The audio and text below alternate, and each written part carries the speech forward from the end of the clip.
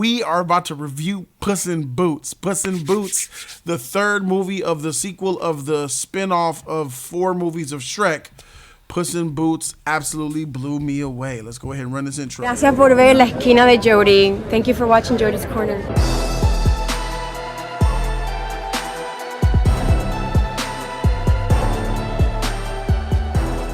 YouTube was good. It's your boy Jody Joe. Welcome to Jody's Corner. And how can I review Puss in Boots without my mijo? Shut my mijo. Jojo, what's up? Hello. All right, so we saw Puss in Boots. Yes. What do we think about it? So Puss in Boots is something that I wasn't really expecting to be great. It's Puss in Boots 3, which I didn't even think was going to be in theaters. Usually, son, when movies hit like sequels and even trilogies, they go straight to DVD or straight to streaming. But this was in theaters and you wanted to see it. And we saw it. Yep. I love this movie. I do too. This movie was iconic. It's funny. It's charismatic. The story is dope. I think this movie competes with the best Shrek movie. This might be like this is arguably the best Shrek IP. So out of Shrek 1, 2, 3, and 4, and Puss in Boots 1, 2, and 3, this is one of the best ones, if not the best. Off top, guys, see it in theaters. But what did you think about it? I think it was pretty cool. It was nice. It was funny. Scary. That's not how you Well, how do does it go? Well, how's it go?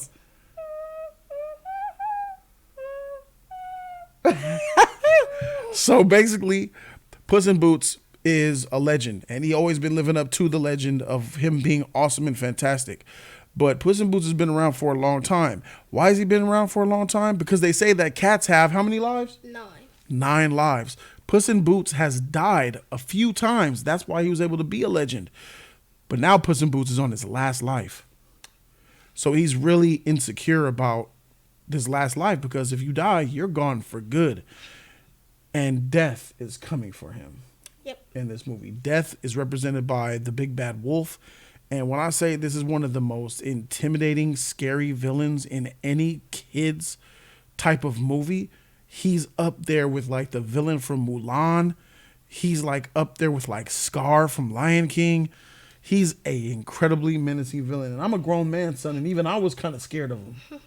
Well, how did you feel about the wolf? That fool was scary. He was scary as heck. It was scary. I've never seen a DreamWorks That whistle, villain. that wolf, that whistle. And in the movie, he was just staring. Those red beady eyes. And he was a savage. He's like, fighting wise, he's better than Puss in Boots. Yes. Right? Yes. And he runs away and he tries to figure out how he's going to learn to live his life or how he's going to live his life. Yep. And then, you know, we seen Goldilocks, the 3 Bears is up in here. One of the funniest games. There's a Jiminy Cricket's up in. Why are you? What are you doing? You're a bad. I'm your conscience.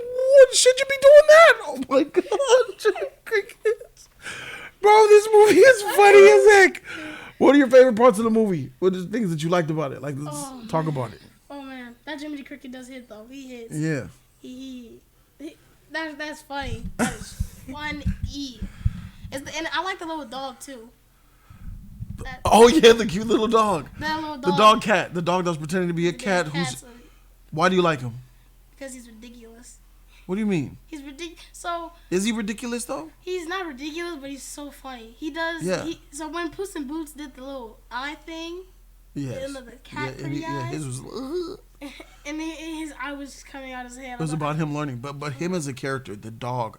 What does the dog represent in this movie to you? What does he mean to you? A lot of things: generosity, unselfishness. Yes. Loving for others. Caring, kind. He puts others before himself. Yes. That little dog deserves. I love that little dog. He was always humble. He didn't want no attention on himself. Yeah. He was grateful for having the small things in life. It's just a good story to tell, man. That dog was amazing and loved him. I loved, Puss in the movie. He was good. He had the manly beard like you. He tried to the manly beard. This is a beard of legend. And Puss tried to get one. He had one. He did his thing. But overall, we liked this movie a lot, didn't we? How much did you like the movie, though? It's better than Puss in Boots 1. Yeah, easy. and 2, of course. It's the top one. It's the top one. So like. What about Shrek? Shrek 1 it can't be Shrek 1. Shrek 1. I think Shrek 2 is probably the best Shrek. Shrek 1 is good too, though. But like Shrek 3 is good too. Shrek 3 is good, but like. They're all good, but I think Shrek 2 is probably the best for me. Shrek 1 for you? Yeah, Shrek 1 for me. Shrek 1. What do you think about which one's better between Puss in Boots and Shrek? Puss in Boots all the way. It's just it has more storytelling. It's funny, bro. It's funny. That Jiminy Crickets, bro. And it's good. It teaches lessons. It teaches life lessons. Mm-hmm. You know? Because Goldilocks, she had a desire. Yeah. And then she ended up, you know, being taught a lesson in that. You know? It's an adventure. It's adventurous. The script is great. The direction's great. Some of the animation is lacking. You could tell this is a very low budget affair. This is a low budget affair that didn't have a lot of money behind it because it's the third version. But it just goes to show you. The public probably didn't believe in this movie, Puss in Boots 3. The studio clearly probably didn't believe in this movie based off the budget that it got. But the writers, the director, the people who made this movie gave it love and attention. And this is the best version. This should have had a Shrek budget. But sometimes it's just like that, man. Sometimes you could just tell that the studio just didn't believe in this film, but this film is a big hit. This film almost made $400 million worldwide. 400 million? Mm-hmm. Yeah, like, they probably should have they should probably remake it, like remaster it. Maybe. Or a sequel to Puss in Boots. Puss in Boots 4. It's definitely there, guys. I definitely recommend you guys watch it. And for me, I would give Puss in Boots, I think it's an A+. I would give it an A+. I was gonna say it was. It's because of that funniness of that Jiminy Cricket. That Jiminy Cricket. The Jiminy Cricket. Wait. At the end? Whoa! Don't spoil it. Don't spoil it. All right. Let them go see it. Yeah, I'm gonna kill you. That's for Jiminy.